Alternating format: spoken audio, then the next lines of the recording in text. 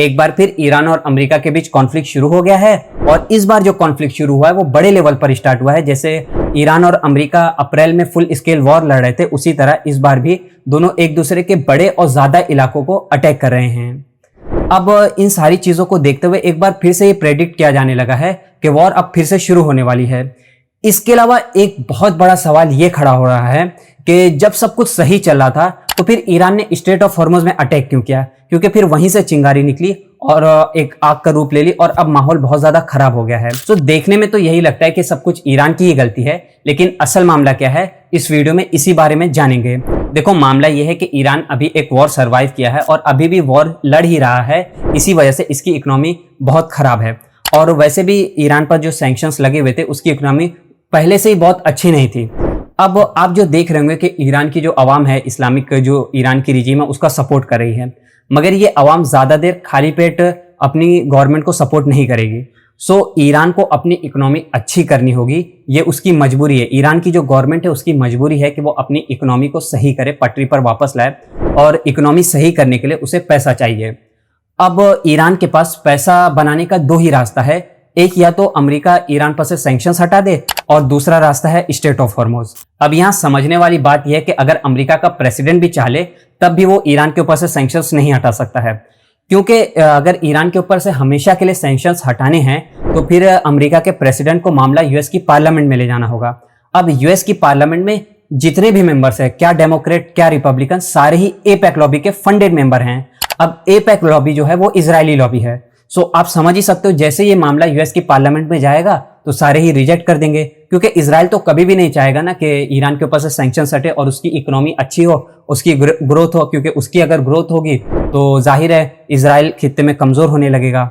सो Iran के पास दूसरा रास्ता बचता है स्ट्रेट ऑफ हॉर्मुज का। अब ईरान को ये बात पहले से पता थी कि मुझ पर कभी भी सैंक्शंस अमेरिका हटा ही नहीं सकता है। सो इसीलिए जो एमओयू साइन हुआ था उसमें ही ईरान ने ये बात लिखवा ली थी कि देखो 60 दिन में जो भी है स्ट्रेट ऑफ हॉर्मुज से टोल नहीं लूंगा, लेकिन जितने भी शिप्स जाएगी वो मेरे कंट्रोल वाले इलाके से जाएगी, यानी मैं जहां से कहूंगा वहां से जाएगी।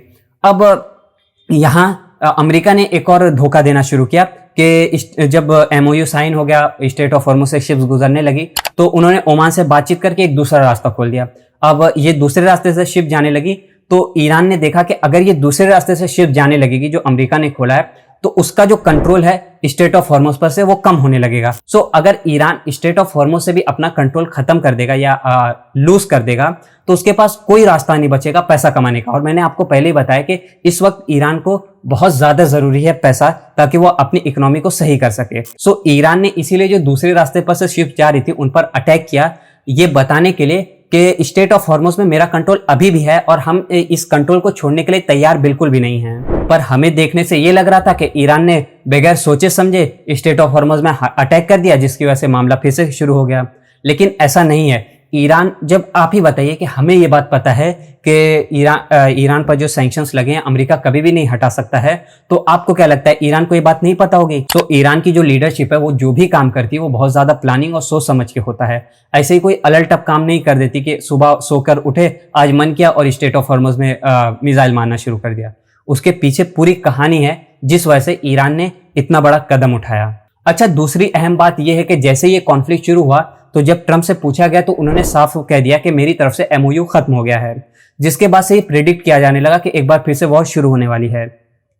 लेकिन ट्रंप ने जहां ये बात की थी वहीं उन्होंने ये भी बात की थी कि मेरी जो टीम है, मतलब ट्रंप एडमिनिस्ट्रेशन है, वो ईरान से बातचीत करती रहेगी, लेकिन मुझे ऐसा लगता है कि ईरान के जो लीडरशिप है वो सिख हैं और मैं आगे बातचीत नहीं करना चाहता हूँ। मुझे ऐसा लग रहा है कि एमओयू खत्म हो गया है। अब मैं ये सारी बातें क्यों कर रहा हूँ? पता है कि मैंने इंटरनेट पर सर्च किया तो ईरान की तरफ से अभी तक एमओयू को लेकर कोई बात नहीं आई, लेकिन एक चीज जो निकल कर आ रही है वो ये है कि टेक्निकल टॉक्स अभी भी अमेरिका और ईरान के बीच चल रही है। इसके अलावा करंट जो न्यूज मैं आपको बता रहा हूँ, एक्सियोस की रिपोर्ट है, वो लोग दावा कर रहे हैं कि टर्की, पाकिस्तान, कतर और सऊदी अरब मामले को शांत करने की कोशिश कर रहे हैं, और अमेरिका की जो ट्रंप एडमिनिस्ट्रेशन है वो चाह रही है कि ये मामला फिर से शांत हो जाए और जो न्यूक्लियर टॉक्स हो रही थी वो फिर से होने लगे।